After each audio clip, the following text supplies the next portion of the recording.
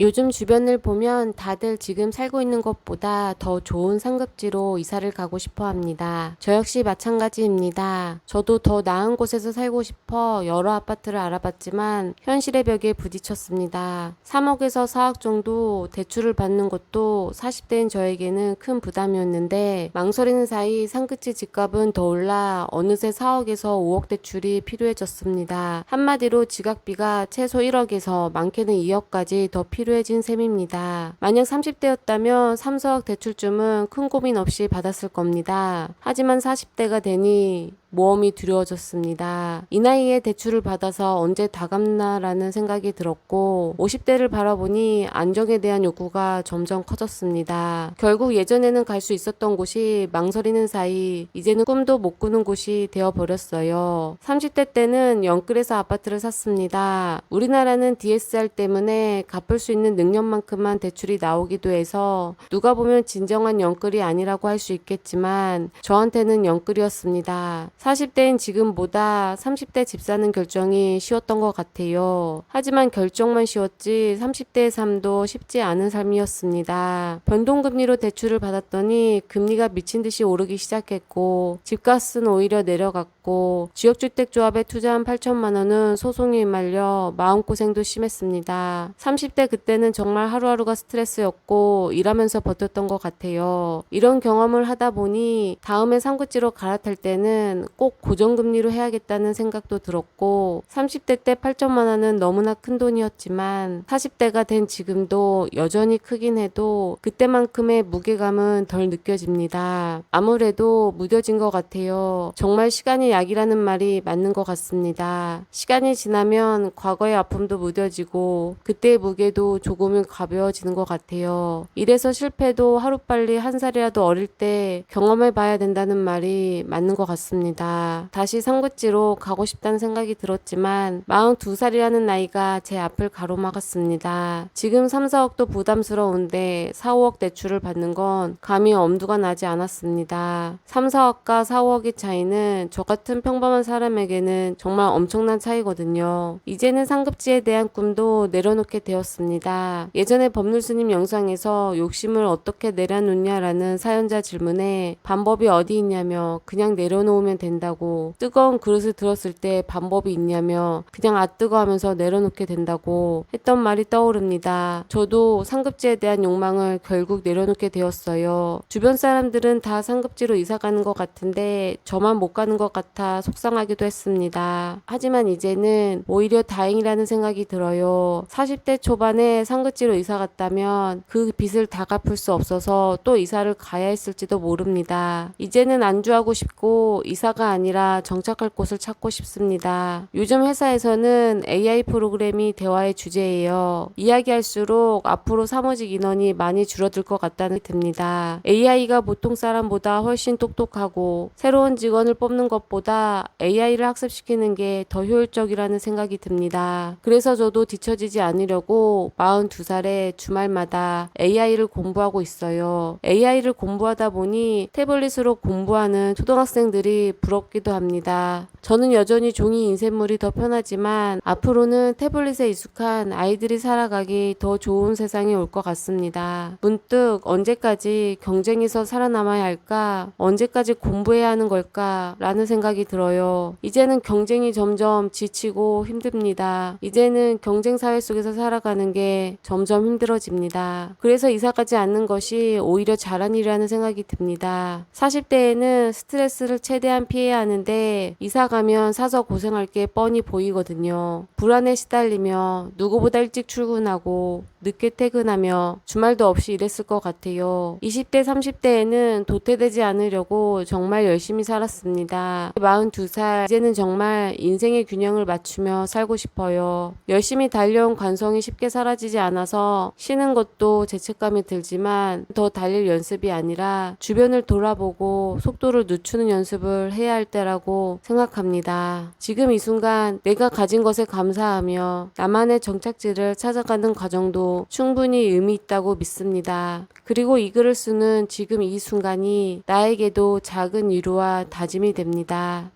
우리는 다시 희망의 불씨를 켤 것이다.